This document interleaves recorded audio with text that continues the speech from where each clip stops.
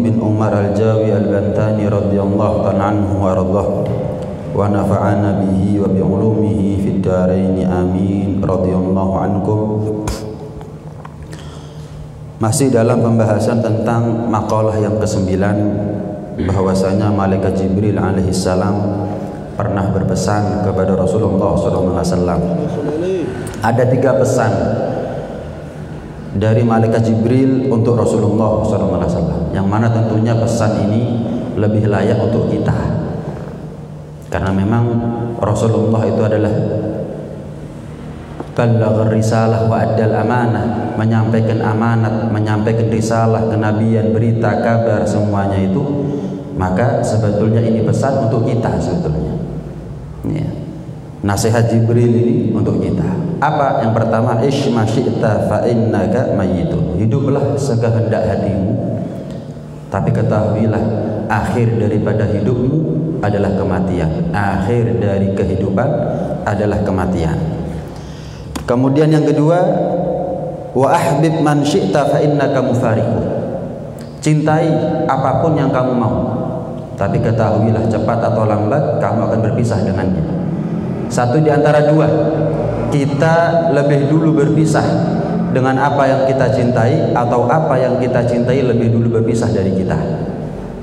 Maka dari itu, jangan pernah kita cinta kepada sesuatu yang tidak mendatangkan manfaat buat kita dunia sampai di akhirat. Cintai siapapun atau apapun asal membuahkan manfaat, membuahkan hasil positif buat kita dunia sampai ada di akhirat. Terakhir, malaikat Jibril alaihissalam berpesan, wa'mal ma syi'ta fa innaka majziyun bih. Beramallah kamu sekehendak hatimu, tapi ketahuilah setiap amalmu itu ada balasannya. Kalau baik, ya balasannya baik dari Allah. Kalau buruk, ya balasannya buruk dari Allah. Fase kehidupan manusia ini ada 3. Ada yang disebut dengan dunia, tempat di mana kita hidup sekarang. Dunia ini darut taklif wal amal. Dunia ini adalah tempat di mana Allah wajibkan kepada kita segala sesuatu. Dunia ini adalah tempat di mana Allah memaksa kita untuk taat kepadanya, sehingga wal amal, kita wajib untuk beramal. Kita wajib untuk mewujud nyatakan apa yang menjadi perintah dari Allah Subhanahu wa taala. Adapun fase kedua adalah apa yang disebut dengan barzakh. Barzakh ini, wa min waraihim barzakhun ila yaumi yub'atsun. Barzakh ini khilaf di antara ulama. Ada yang mengatakan barzakh itu bukan bagian daripada akhirat. Barzakh itu adalah tempat di mana manusia transit sebelum dia ketemu dengan alam akhirat yang sesungguhnya. Ada sebagian ulama yang mengatakan bahwa barzakh itu ya bagian daripada akhirat. Muqaddimahnya akhirat itu adalah barzakh. Adapun barzakh itu adalah darul amal la taklif fihi, tempat di mana kita beramal tapi nggak dipaksa oleh Allah. Barzakh itu boleh kita beramal, tapi nggak lagi menjadi kewajiban buat kita. Seperti cerita Isra dan Mi'rajnya Rasulullah SAW. Rasulullah ketika pertama kali berjumpa dengan Nabi Musa itu lagi sholat dalam kuburnya. Ketika Mi'raj, alal kathibil ahmar, Nabi Musa sedang sholat ada di dalam kuburnya. Yang menjadi tempat berpijak kaki Nabi Musa saat itu adalah kathibil ahmar. Apa kathib ini? Pasir yang berwarna merah. Ada lagi seorang tabi'in namanya Al-Imam Thabit Al-Bannani. Al-Imam Thabit Al-Bannani itu kalau sujud, ketika sujud terakhir bacanya, ya Allah jika engkau izinkan orang sholat dalam kubur. Memang senang sholat nih. Al-Imam Thabit Al-Bannani ini senang sholat. Ya Allah jika engkau izinkan seseorang untuk bisa sholat di dalam kubur, izinkan aku sholat dalam kubur. Sampai singkat cerita dia meninggal. Maka ada satu sahabatnya mimpi ketemu beliau lagi sholat dalam kubur.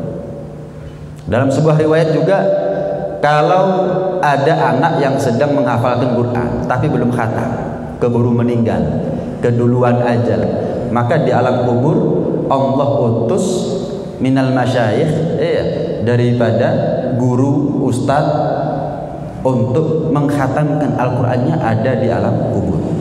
Ini gambaran bahwa barzakh ini nggak ada lagi paksaan, nggak ada lagi paksaan, nggak ada lagi amal yang Allah wajibkan kepada kita.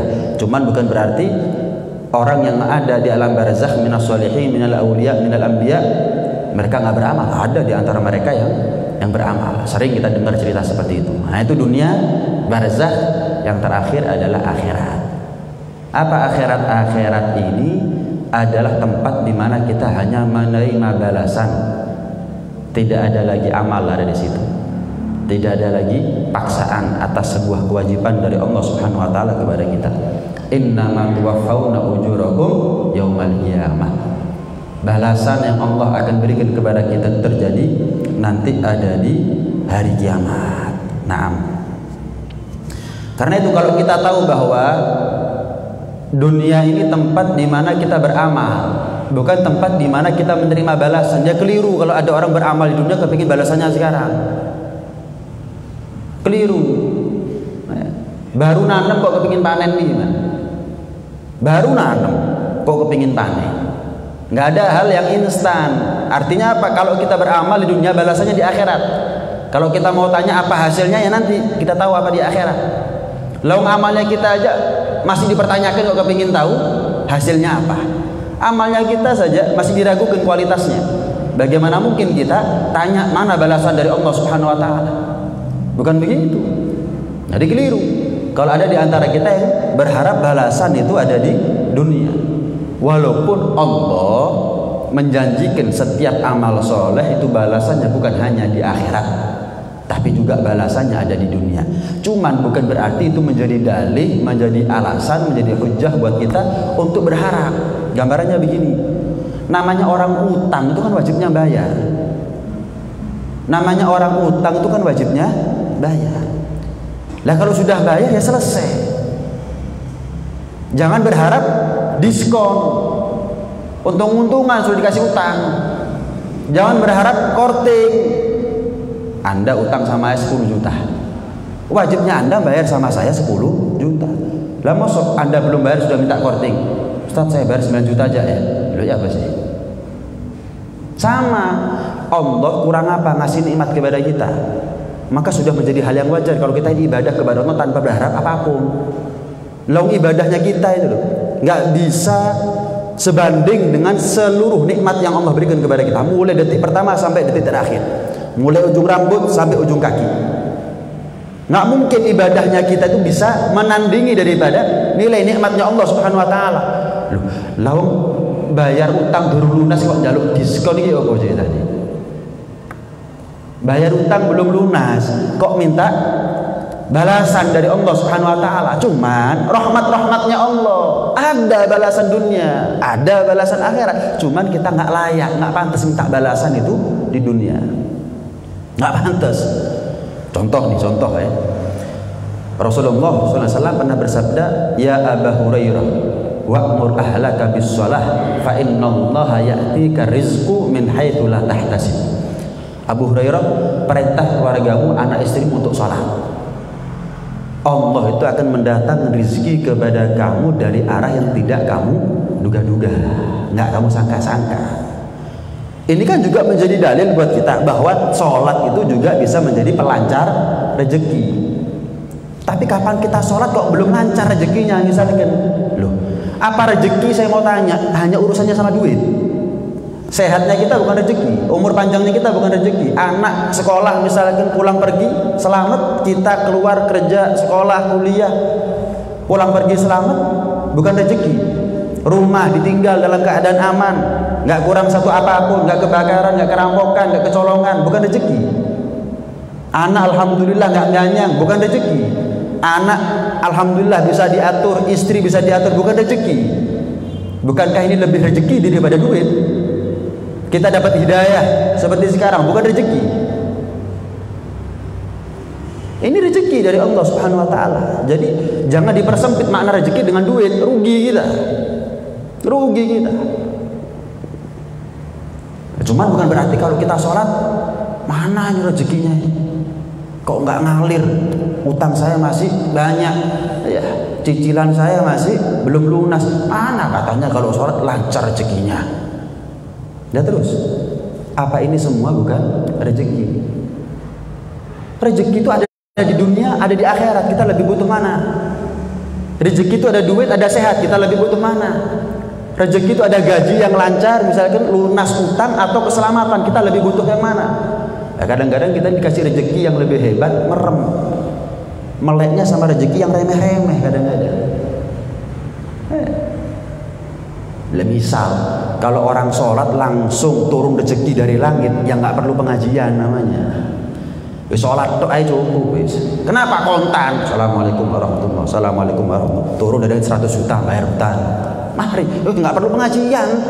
Mari, wis. Ya bukan begitu. Semua itu ada ujiannya. Semua itu ada tesnya. Nah, ini dites kita sama Allah. Yakin tak? Iman nggak?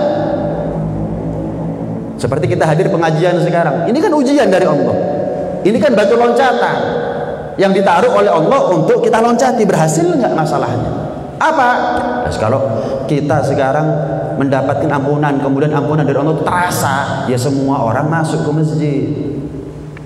Semua orang itu masuk ke masjid. Kata ulama, seandainya pahala majelis ilmu ditampakkan oleh Allah Subhanahu wa taala, orang itu masuk masjid, belani perang nggak apa-apa. Demi dapat tempat ada di masjid untuk belajar ilmu agama. Ini kan berarti adalah merupakan aturan yang indah dari Allah. Allah rahasiakan pahala, Allah rahasiakan balasan atas kebaikan kita, amal soleh kita. Pertama, agar dunia ini tetap teratur. Lama usah melbu masjid berani perang. Masjid dibangun segede apapun nggak bakal cukup kalau begitu. Nggak bakal cukup segede apapun, bertingkat-tingkat kalau perlu nggak bakal cukup. Masjidil Haram nggak bakal cukup. Kenapa? Kalau seandainya ditampakkan surga dari amal soleh, kelihatan, nyoto, ya, berangkat semuanya. Biar dunia teratur, dirahasiakan oleh Allah. Yang kedua, memang sebagai ujian. Yakin nggak masalahnya? Lah kalau kelihatan nggak butuh yakin. Iman itu kan lebih dalam daripada sekedar percaya. Kalau percaya itu kadang-kadang harus kita rasakan, harus kita lihat, harus kita dengar. Nggak bicara hati kalau percaya. Tapi kalau bicara iman lebih dalam daripada percaya. Jangankan sama Allah, lawang kita iman sama Rasulullah SAW. Tapi kita nggak pernah ketemu sama Rasulullah, nggak pernah sezaman dengan beliau. Kita iman sama beliau. Gimana dengan Allah Subhanahu Wa Taala yang menciptakan Rasulullah SAW? Jadi dirahasiakan balasan atas kebaikan kita itu dua tujuannya. Apa itu? Agar dunia teratur. Yang kedua itu adalah memang ujian. Siapa yang yakin? Iku lu gak sholat suki, yo tiruan suki apa gak?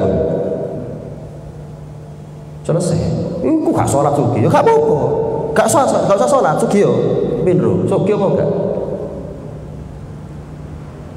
Saya mau ngasih contoh orang yang sholat kaya juga banyak. Walaupun di siang lain orang yang nggak sholat, orang yang sholat melarat juga banyak. Iku gak sholat suki. Saya juga punya contoh orang nggak sholat melarat ya banyak. Begitu. Ya nggak bisa. Bicara takdir itu urusannya lain. Itu saat pacaran, langgeng pernikahannya. Saya juga punya contoh pacaran pacaran 9 tahun, nikah 3 bulan, cerai juga ada. Yuk. Kita bicara takdir. Takdir bukan urusannya kita, urusannya Allah. Nggak bisa kita bicara tentang takdir. Kita ini cuma berupaya, ketok palunya urusannya Allah Subhanahu Wa Taala. Selesai. Oh, saya sholat tujuannya apa? Ya, agar selamat dunia, selamat akhirat. Selesai. Selamat dunia itu adalah rezeki, selamat akhirat itu juga rezeki. Selesai. Bukan kemudian mana ya Allah, nagih kepada Allah Subhanahu Wa Taala, bayar utang, utangnya kita belum lunas sampai sekarang. Jangan nagih kepada Allah Subhanahu Wa Taala. Untung Allah ciptakan kita sebagai manusia, bukan sebagai binatang. Untung Allah ciptakan kita sebagai manusia merdeka, bukan budak. Untung kita sebagai muslim, bukan kafir. Untung kita sebagai umat Muhammad, bukan umat yang lain. Kalau kita hidup zamannya Nabi Musa, ngelihat kedikdayaan daripada Fir'aun, mungkin kita ikut sama Fir'aun, bukan ikut sama Nabi Musa. Umatnya Nabi Nuh 70 orang, 80 orang yang selamat. Lah kalau kita hidup zamannya Nabi Nuh, bukan umat Nabi Muhammad, selamat kita kira-kira? Anaknya aja belum tentu selamat Nabi Nuh. Kita yakin kita. Untung kita ini umatnya Nabi Muhammad, sehingga ismahnya Allah nular kepada kita. Allah jaga Nabi Muhammad dari segala kesesatan, mulai dari beliau lahir sampai beliau meninggal. mulai dari beliau lahir sampai beliau meninggal. Wa wajadaka dhallan fahada. Hati-hati. Ini bukan berarti Rasulullah pernah sesat kemudian dapat hidayah dari Allah. Bukan. Belajar tafsir, jangan belajar terjemah. Tafsirnya gimana? Siapa yang sesat? Wa wajada dhallan ummatuka fahadallahu bika. Begitu. Allah mendapati umatmu ini tersesat, mendapatkan hidayah karena kamu wahai Muhammad. Hidayahnya Allah melalui wasilah Rasulullah awet abadi. Bayangkan berapa miliar umat Nabi Muhammad, banyak yang muslim daripada yang kafir.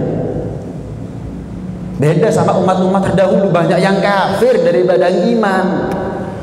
Nabi aja ketika hidupnya punya sahabat 124.000. Nabi Nuh dakwah 950 tahun, yang selamat cuma 70. Ini kalau bukan karena ini kan nikmat dari Allah. Pernah kita minta menjadi umat Muhammad? Enggak pernah kan? Ini kan rezeki dari Allah. Kurang kan? Mampu kita balas nikmat segede ini kepada Allah dengan sholatnya kita yang enggak karu-karuan seperti ini, dengan puasanya kita yang cuma sekedar lapar dan haus yang kita kejar. Lah kok nagih? Mana? Katanya kasih rezeki. Keplak malaikat cicir udah. Bayar utang durung lunas, minta mana? Katanya kalau sholat saya lancar rezekinya. Nggak bisa. Bukan begitu. Jadi keliru kalau ada orang minta balasan itu di dunia, itu keliru. Keliru. Seharusnya baca doa sebagaimana doanya para salaf. Allahumma rahmatuka arja indana min amal. Ya Allah, rahmatmu lebih kami andalkan daripada amalnya kami. Wa maghfiratuka awsa'u min dzunubina. Kita cari maghfirahnya Allah, ampunannya Allah. Dosanya kita ini enggak kurang-kurang. Salat gak sepira, oh dosanya akeh. Terus minta korting, minta diskon dari Allah. Enggak bisa. Harus tahu diri dong kita ini. Rasulullah aja enggak pernah minta balasan dari Allah Subhanahu wa taala. Yang Rasulullah minta adalah rahmat, yaitu balasan juga, tapi bukan duniawi. Beda sama orang sekarang. Oh, kalau sholat lancar segini, coba sih sholat, cobaan. Ya, jangan bermain dengan logika. Saya balik sekarang. Lah aku gak sholat sugi. Saya mau tanya, orang gak sholat nurut sama siapa? Misalnya sekedar contoh, orang gak sholat nurut sama siapa? Sama iblis kan? Dijanjani apa sama iblis? Kamu gak nurut sholat, nggak mau sholat itu kamu dijanjani apa?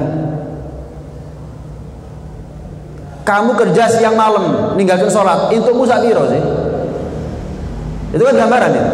Itu kan gambaran. Itu loh, sholat yo melarat. Lah kon, gak melarat, gak sholat bisa. Melarat kaya itu urusannya Allah. Jangan dikaitkan dengan amal ibadah.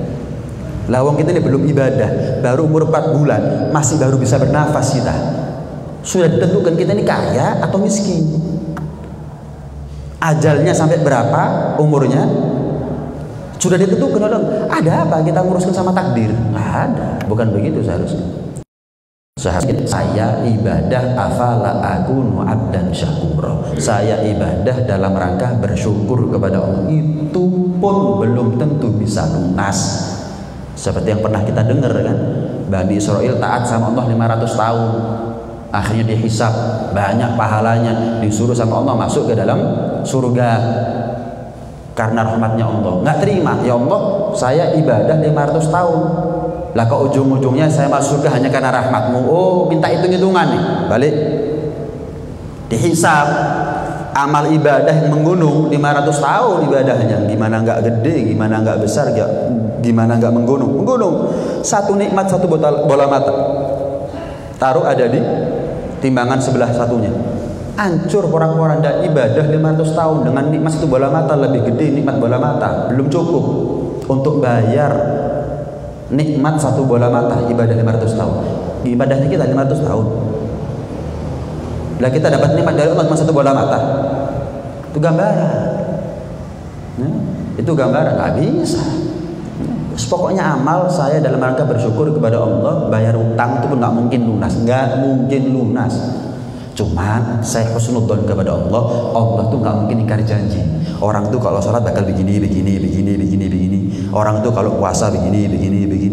orang itu kalau sedekah begini. Itu kabar dari Allah. Bukan kemudian kita menjadi dalih untuk nagih, untuk nggak percaya. Loh jari ini lah kok ini. Bukan dalih, bukan alasan buat kita untuk lari dari Allah, menjauh dari Allah gara-gara apa yang dijanjikan oleh Allah belum nampak, belum kita rasakan. Nah,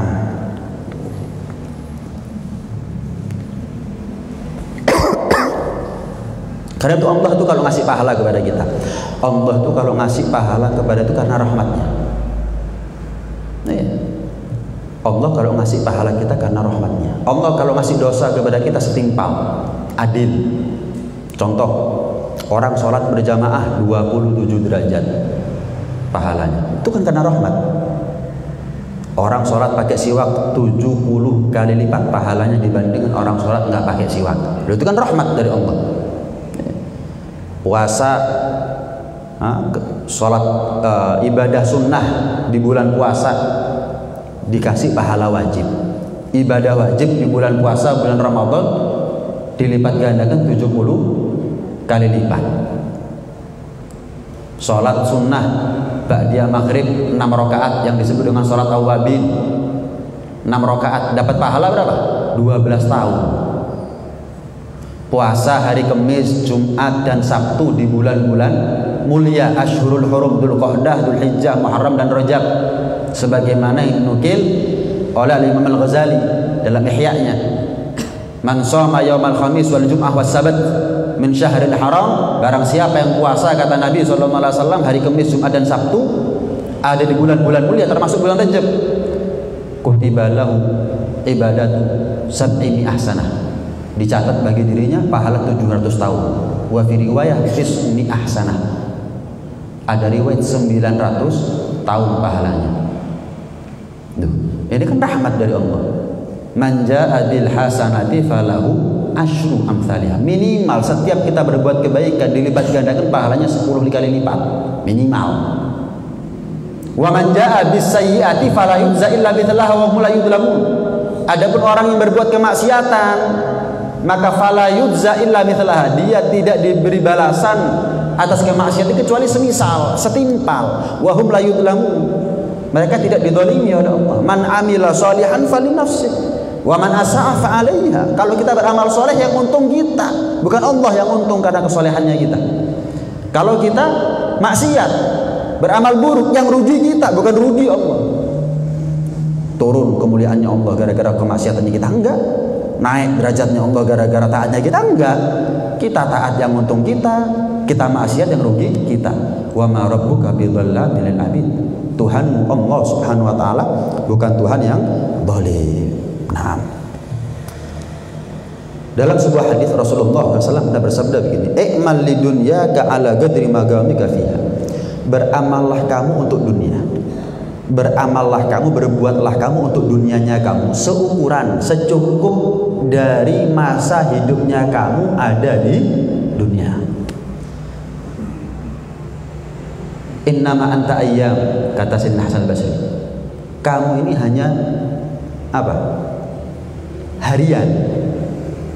Hidupnya kita di dunia ini bisa dihitung. Innama anta ayyam, kamu ini ibarat hari, dari hari ke minggu, dari minggu ke bulan, dari bulan ke tahun, terus begitu. Dalam sebuah hadis malah dikatakan, innal laila wan nahara ya'malani fik fa'mal fihima. Kita ini malam dan siang kita menjadi objek perputaran waktu. Kita mau nggak mau, seneng nggak seneng, pasti siang ganti malam, malam ganti siang lagi. Kita ini menjadi objek, sasaran daripada waktu, siang dan malam. Siang dan malam menjadi subjeknya, kita menjadi objek. Artinya apa? Kita nggak bisa nolak. Siang ganti malam, malam ganti siang, kita nggak bisa menolak. Sebentar, berhenti dulu. Waktunya nggak bisa. Tak putar dulu, nggak bisa. Saya kepingin maju. Nggak bisa. Mereka yang beramal kepada kita, kita menjadi objeknya, sasarannya. Maka balaslah, jadikan siang dan malam itu sebagai objek daripada amalnya kamu. Balasan dengan cara apa? Beramal soleh sehingga kamu menjadi pelaku. Sehingga kamu menjadi pelaku, bukan lagi objek tapi subjek. Waktu siang dan malam jadi objek. Mereka nanti akan menjadi saksi buat kita. Nyambung dengan ucapan Sayyidina Hasan Basri, innama anta ayyam, kamu ini hidup hanya sementara ada di dunia. Ayyam, hanya beberapa hari. Kalau sudah datang yang namanya fajar, fajar itu ngomong. Kalau sudah datang yang namanya fajar, fajar menyeru kepada kita, ana khalqun jadid, aku adalah makhluk Allah yang baru. Fajar besok nggak sama dengan fajar sekarang. Fajar hari ini nggak sama dengan fajar kemarin. Fajar lusa nggak sama dengan fajar hari ini kemarin. Apa? Keesokan harinya nggak sama. Fajar, setiap fajar selalu berbeda. Khalqun jadid, makhluk yang baru. Kalau kalian, kata fajar, beramal baik, aku akan menjadi saksi yang baik buat kalian.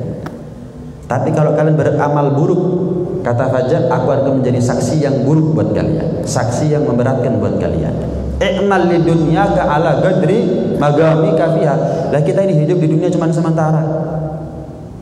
Bahkan kita hidup nanti malam ini masih hidup atau enggak kita nggak tahu. Nanti malam kita tidur, besok bangun atau enggak kita nggak tahu. Artinya apa? Ya qanaah aja. Ya, yang zuhud, yang warok, nggak ketunyan, nggak panjang angan-angan. Kenapa? Tiap detik kita nggak tahu nasibnya kita bagaimana. Wa'mal lil akhirati, wa'mal lil akhiratik biqadri bagaika biha. Adapun untuk akhirat, beramallah kamu untuk akhirat sesuai dengan kadar keabadian kamu ada di sana. Artinya begini, kita memang abadi di akhirat. Orang itu kalau masuk surga, ketika duduk di satu tempat di surga, selamanya di situ. Darul jaza la amala fiha. Akhirat ini tempat pembalasan, nggak ada lagi yang namanya amal. Ketika kita merasa tersaingi, diselip sama orang lain yang derajatnya nanti mereka di surga lebih tinggi daripada kita, ya wes alawase di situ. Selamanya sudah, penyesalan itu selamanya. Kok bisa dia lebih tinggi derajat daripada saya? Kok bisa dia lebih dekat dengan Rasulullah daripada saya? Kok bisa dia lebih mendapatkan kenikmatan surga daripada saya, kemuliaan di surga daripada saya? Kok bisa? Telat. Ukuran amalnya berbeda. Nah, kalau kita ingin abadi ada di puncak kenikmatan, puncak kemuliaan di surga, ya beramal sesuai dengan keinginan. Lah kalau ada orang cuma sekedar kepingin ngemper ada di surga, ya satu di antara dua, ngemper temenan, lek gak ya nyemplung. Kan semua ada resikonya. Wis pokok lulus wis, masuk nilai itu ya gak apa-apa. Lah kalau nilainya 6. Tapi kalau ada orang yang memang betul-betul ingin mendapatkan prestasi akademik, wah saya kepingin ranking 1, saya kepingin 100, saya kepingin, ya pasti beda dong usahanya dengan orang yang cuma kepingin sekedar lulus nilainya 7. Lah kalau nilai 100 insya Allah LEO 90. Lah masuk dari 100, iya usaha sekian, berupaya sedemikian rupa, kemudian nilainya jadi 50 misalnya, adoy. Tapi kalau 100 mungkin 90. Lah kalau cuma sing penting lulus nilai 6 lulus, oh ya wis. Iya kalau nilainya 6. Lah kalau turun, setiap apa yang kita inginkan pasti ada resikonya. Wa'mal li akhiratik ala qadri bagaika fiha. Kalau kamu ingin abadi di puncak kemuliaan, ya buktikan dong keinginan tadi itu. Ada keinginan, nggak ada usaha omong kosong itu namanya. Mimpi di siang bolong. Wa'mal lil jannah bi qadri hajatika ilaiha. Beramallah kamu untuk surga sesuai dengan ukuran hajatnya kamu sama surga. Pengen nggak masuk surga? Pengen. Buktikan dengan amal. Mumpung hidup di dunia. Wa'malin nar, dan beramallah kamu untuk neraka. Ya, biqadri sabika anha. Ya pokok sabar aja kamu dengan neraka. Kita hidup di dunia ini, cuman disuruh berusaha. Cuman untuk berusaha, berupaya, berikhtiar. Kita nggak tahu nasib kita ini ujungnya bagaimana, kita nggak tahu. Meninggal husnul khotimah kah, su'ul khotimah kah, nggak tahu. Barzakh, dikubur, nikmat surga, siksa neraka, kita nggak tahu. Mahsyar, muka kita berubah bagaimana atau tambah ganteng, kita nggak tahu. Hisab berat, kita gimana nggak tahu. Nerima catatan amal dengan tangan kanan atau tangan kiri, bahkan wara'a dhahri, kita nggak tahu. Di belakang punggungnya kita nggak tahu. Surga neraka kita nggak tahu. Seharusnya kan kalau kita tahu seperti itu, ya seharusnya betul-betul kita antisipasi. Jangan sampai kita kecewa, lalu kita nggak tahu. Seharusnya kan begitu ya. Tapi manusia zaman sekarang kan enggak. Dia nggak tahu nasibnya dia bagaimana. Ketika dia nggak tahu nasibnya dia bagaimana, dia kepingin masuk surga, kepingin selamat dari neraka. Tapi nggak mau beramal dia. Aneh kan? Dia nggak tahu nasibnya dia bagaimana itu. Lo karuan kalau dia ngerti nasibnya dia bagaimana. Kita ini hidup di dunia balapan sama setan. Balapan sama setan. Sebagaimana kita nggak tahu kapan kita mati, setan juga nggak tahu kapan kita mati. Sebagaimana kita nggak tahu matinya kita dalam keadaan bagaimana, setan juga nggak tahu matinya kita bagaimana. Nggak tahu. Kalau setan tahu kita matinya naudzubillah su'ul khotimah, nggak bakal digoda. Lah buat apa menggoda orang yang matinya su'ul khotimah? Jarno wis. Engko matinya ujung-ujungnya su'ul khotimah kok. Kalau setan tahu kita matinya husnul khotimah, nggak bakal digoda. Percuma berarti. Percuma. Ngapain menggoda orang, merayu orang, membujuk orang yang matinya husnul khotimah? Rugi. Artinya apa? Setan sama kita dalam posisi yang sama. Statnya ini sama. Sama apa? Nggak ngerti ujung nasibnya kita bagaimana. Setan menggoda kita, dia nggak tahu ujung nasibnya kita bagaimana. Kita berusaha sesuai dengan kadar kita yang nyelip. Ketika setan yang nyelip, ketahuilah selagi dia belum sentuh garis finish, bukan dia yang menang. Ketika kita yang nyelip, ya ketahuilah selagi bukan kamu yang nyentuh garis finish, jangan merasa menang. Terus saja. Waduh, saya tadi sudah taat tapi kok maksiat lagi ya. Selipan mana ya setan itu mau? Sekarang nih nyelip kita, nyelip setan nih. Tapi setan di luar sudah awe-awe, tak anteni. Tapi ketika kita diselip sama setan nanti di luar, naudzubillah, ya jangan putus asa. Terus gimana? Loh, belum mati kok. Kita ini diukur nasibnya kita nanti di akhirat tergantung matinya kita. Hanya saja matinya orang itu husnul khotimah karena amal baiknya, matinya orang itu su'ul khotimah karena amal buruknya. Secara umum begitu. Walaupun ada pengecualian, kadang-kadang ada orang amalnya buruk, karek seminggu tok, tobat mati, ada. Sebagaimana juga ada pengecualian, kadang-kadang orang itu baik, menjelang akhir umurnya dia niat maksiat mati. Ada. Kenapa kok ada cerita su'ul khotimah? Agar kita yang ahli taat nggak kepedean dengan amalnya kita. Kenapa ada cerita husnul khotimah? Agar kita yang banyak dosa nggak putus asa dari Allah Subhanahu wa taala. Di setting cerita seperti itu, kronologi di dunia seperti itu, ya agar kita kalau banyak dosa, fulan husnul khotimah kok. Nah, jadi kita masih punya harapan. Nggak paten. Bayangkan kalau kita ini wes pokoknya maksiat pasti su'ul khotimah, nggak mungkin ada di masjid. Kadung maksiat pasti su'ul khotimah. Enggak. Bayangkan kalau ada orang wes pokoknya le api pasti husnul khotimah, nggak bakal ada di masjid juga. Kenapa? Ya sudah, saya pasti husnul khotimah. Tapi karena nggak pasti, ya itulah. Kita ini sholat karena ada takut dan berharap. Kalau kita nggak takut, cuman berharap toh nggak mungkin sholat. Kalau kita cuman berharap, kalau kita cuman takut nggak berharap juga nggak bakal sholat. Keweden nabi tuso, tapi nggak punya pengharapan kepada Allah, nggak bakal sholat. Merasa dia banyak dosa tapi nggak berharap kepada Allah. Keweden, ketakutan sama dosa dia sendiri. Sekolah nggak bakal diampuni karena dia nggak punya harapan. Dia merasa dosanya nggak diampuni. Kenapa? Karena dia nggak kenal siapa Allah Subhanahu Wa Taala. Ada orang yang berharap innaka ghafurur rahim, nggak wedi belas sampai Gusti Pangeran, ya nggak bakal sholat. Kita ini ibadah karena ya berharap, juga karena takut. Berharap surga, takut sama neraka. Ini dunia ini. Kita masih dalam keadaan berlomba nih. Nah, kita nggak tahu finishnya kita bagaimana. Berarti ya kalau memang betul kita ingin menyentuh garis finish sebagai pemenang, buktikan dong. Jangan berleha-leha. Buktikan. Kalau memang betul kita ini takut sama neraka, iya, disumet rokok atau disumet korek aja kita takut, iya, apalagi neraka. Buktikan. Mata gimana caranya nggak maksiat nih, telinga, mulut dan seterusnya. Mau nggak mau, itu pembuktian.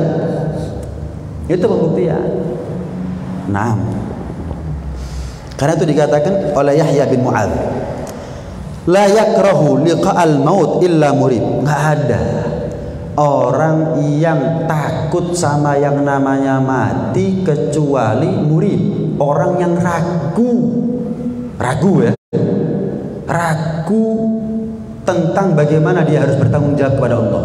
Saking banyaknya dosa, orang itu takut mati karena dia merasa ragu bagaimana dia harus bertanggung jawab kepada Allah. Kalau orang itu yakin atas dasar husnudzon, bukan kepedean, bukan GR. GR itu gak duwe rumongso duwe, itu GR. Kalau pede optimistis bagus. Saya punya bekal, sholat iya, ini iya, itu iya, cuman nasib di tangan Allah. Nah, yakin. Kenapa? Husnudzon.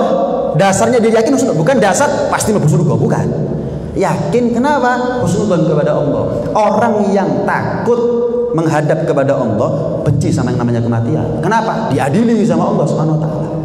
Tapi orang yang yakin atas dasar fondasi husnudzon, kenapa kok dia bisa husnudzon? Ya pantas amalnya banyak. Lah kalau kita bodoh husnudzon nggak punya amal, GR itu namanya. Amalnya banyak, husnudzon kepada Allah, insya Allah yakin, nggak takut sama yang namanya mati. Kenapa? Kematian itu adalah satu-satunya jalan buat dia untuk berjumpa dengan Tuhannya Allah Subhanahu wa taala.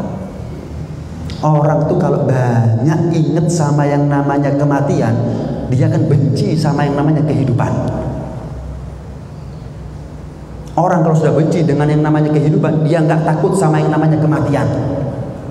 Kematian buat dia adalah jawaban daripada sebuah kerinduan antara siapa? Antara dirinya dengan Tuhan. Kalau orang yakin dengan amalnya, tapi nggak memvonis diri, oh saya selamat, nggak takut sama namanya mati. Dengan dia ingat mati, benci sama kehidupan. Kenapa? Hidup ini menjadi penghalang antara dia dengan Tuhan. Tapi mati, mari wis. Nggak ada fitnahnya dunia yang dia alami, kekhawatiran ini, ketakutan, nggak ada. Di barzah nikmat surga dia dapat, wis seneng toh. Nah kalau orang seperti ini masuk takut mati? Enggak takut mati. Ini keimanan para sahabat dulu. Ini keimanan para sahabat. Seperti contoh, sebagai satu contoh, perang Badar. Coba kita ikut perang Badar, kesian Nabi tinggal pulang sama kita. Kenapa? Imannya kita nggak seperti itu, nggak seperti mereka. Adapun para sahabat yakin atas dasar husnudzon kepada Allah. Kenapa? Yakin dan iman kepada ucapan Rasulullah SAW. Yakin, udah 1 lawan 3. Nah, kalau hitung-hitungan di atas kertas, gampang kalahnya itu muslimin saja itu. Mental atas dasar iman tadi. Orang itu kalau banyak ingat sama yang namanya kematian, dia akan benci sama yang namanya kehidupan. Kalau sudah benci dengan yang namanya kehidupan, dia nggak takut sama yang namanya kematian. Kematian adalah merupakan jawaban atas sebuah kerinduan antara dirinya dengan Tuhan. Selesai. Nggak optibelas, nggak takut. Rasulullah SAW pernah ketika beliau menjelang wafat, nangis beliau. Datang memang Israel, ngasih kabar, ya Rasulullah, jika Anda berkenan, aku datang untuk mencabut nyawa Anda. Panjang ceritanya itu ya, sebenarnya menarik gitu. Israel datang, kamu ngapain Israel datang kepada saya? Kamu mau mencabut nyawa saya atau mau ziarah kepada saya? Ziarah dan sekaligus jika Anda berkenan, saya mau mencabut nyawa Anda ya Rasul. Nangis Rasulullah. Allah perintah Jibril tanya sama Rasulullah, kenapa dia nangis? Nggak kangen sama aku? Bukankah ini saat-saat yang dia tunggu-tunggu? Dia berjumpa dengan aku tanpa ada lagi penghalang, udah untuk selamanya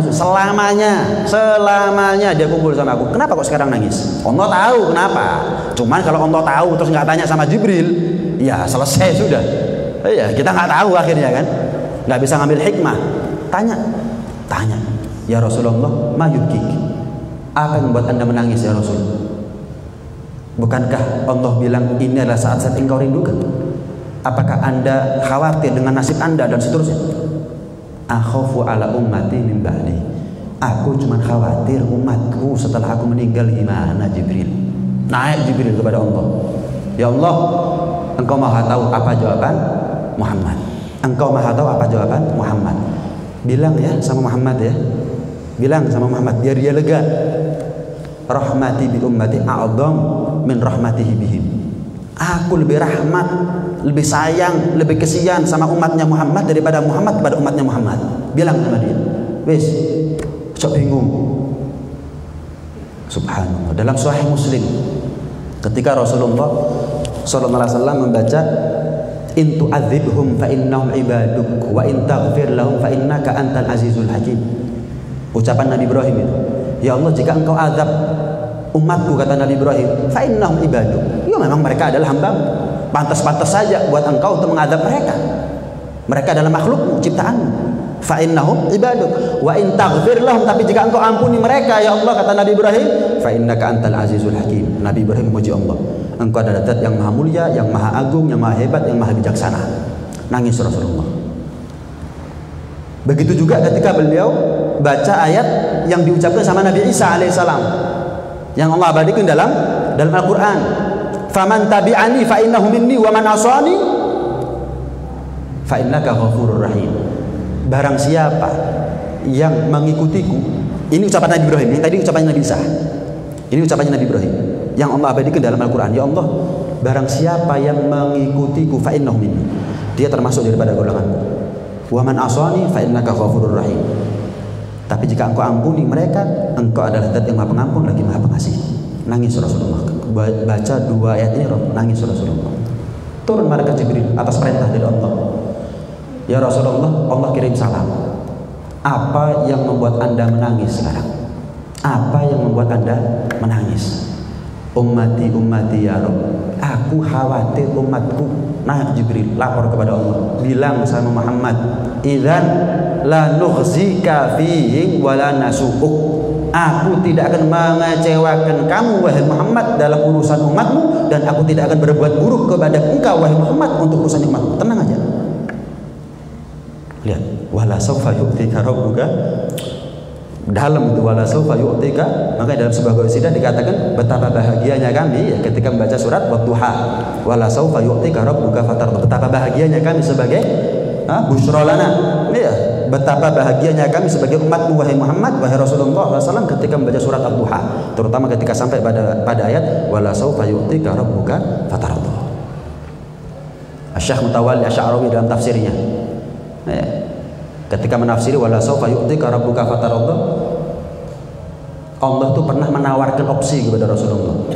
Inni ja'altu amra ummatika ilaik. Sering kita dapat, aku pasrahkan saja urusannya umatmu kepada engkau wahai Muhammad. Jangan lega. Biar kamu lega, urusannya umatmu bukan urusanku lagi, kata Allah. Wis urusanmu wis. Sak karep-karepmu. Kabeh boleh surga gak apa-apa.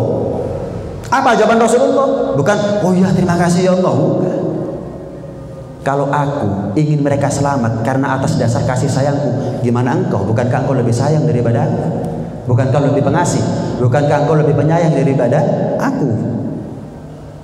Apa jawaban Allah Subhanahu wa taala? Idzan la ukhzika fihi. Aku kalau begitu akan buat kamu ridho, enggak akan buat kamu kecewa dalam urusan umatmu.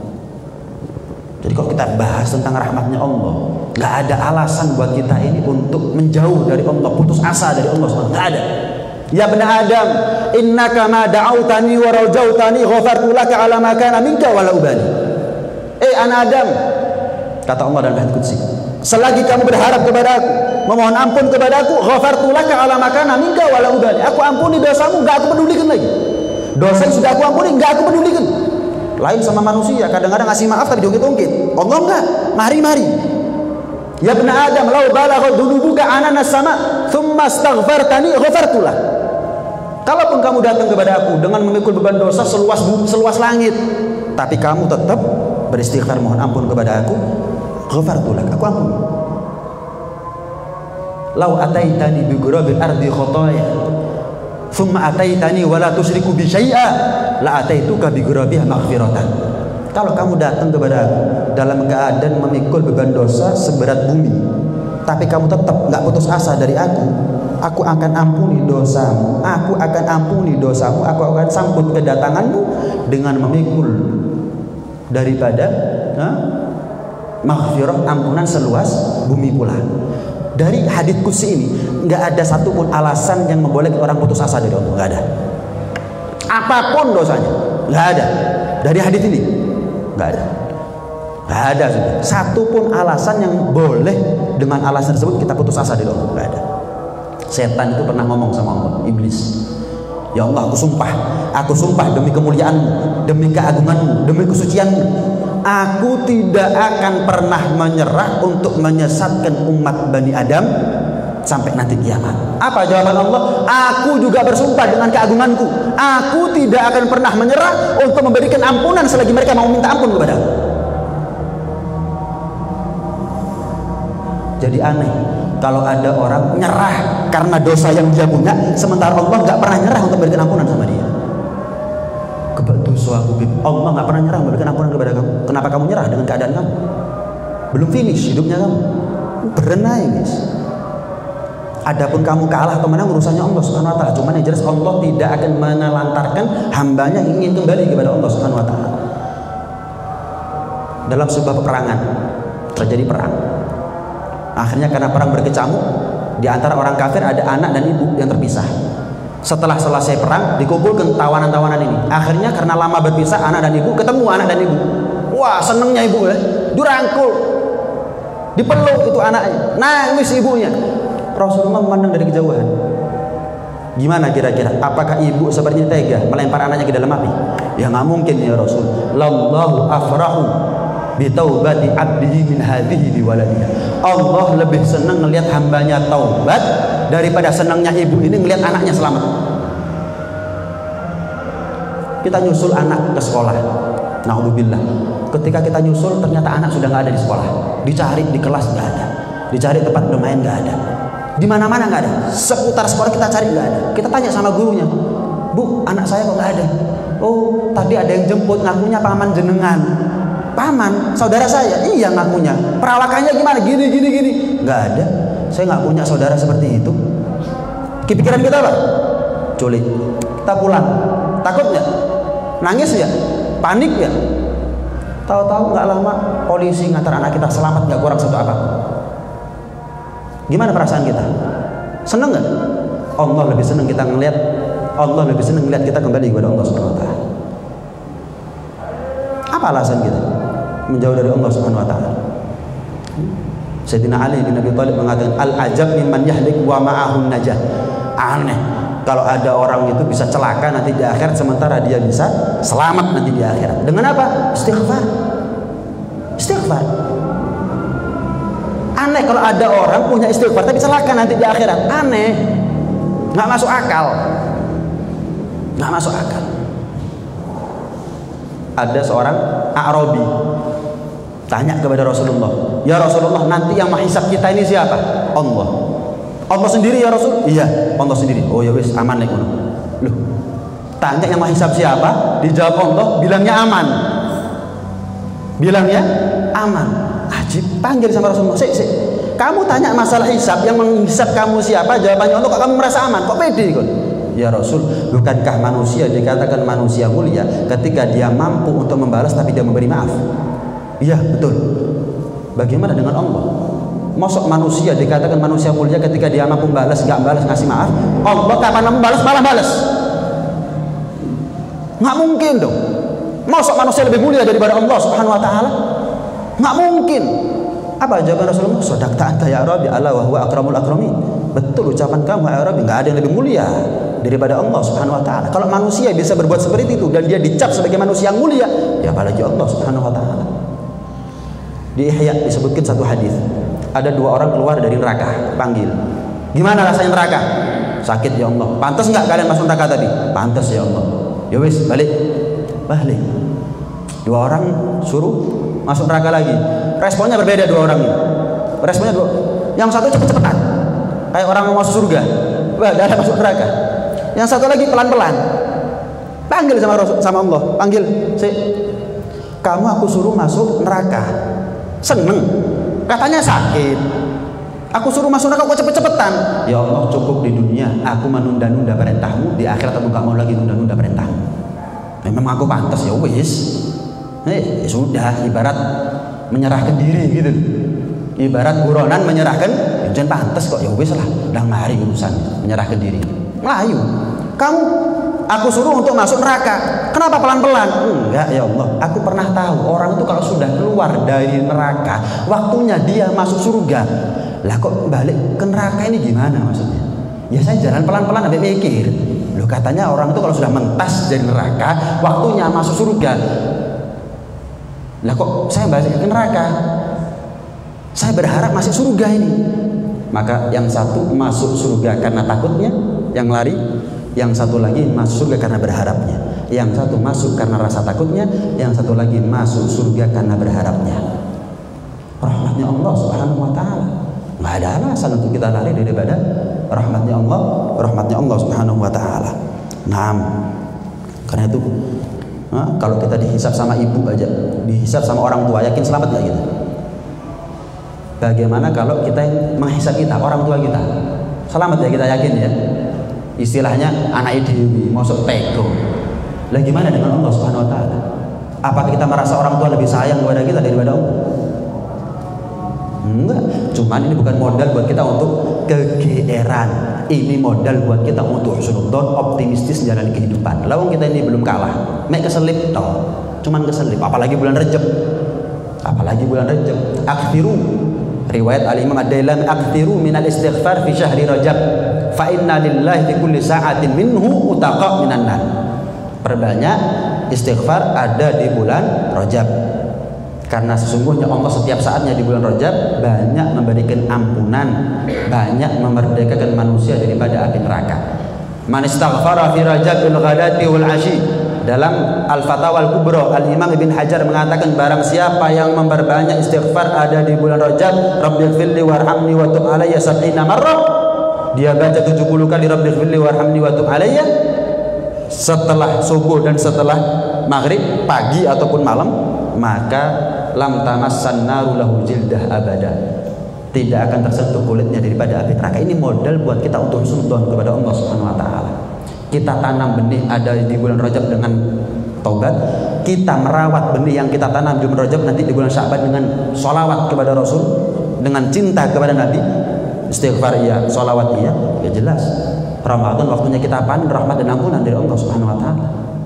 Itu gambaran buat kita semuanya. Nah, mudah-mudahan bulan Rajab ini menjadi satu kemuliaan buat kita, dan mudah-mudahan kita semuanya diterima taubatnya, diampuni segala dosanya, diterima segala amal ibadah kita, dan mudah-mudahan kita menjadi orang yang beruntung dunia sampai ada di akhirat. Amin ya rabbal alamin. Rabbana anfa'na bima 'allamtana, rabbi 'allimna alladhi yanfa'una,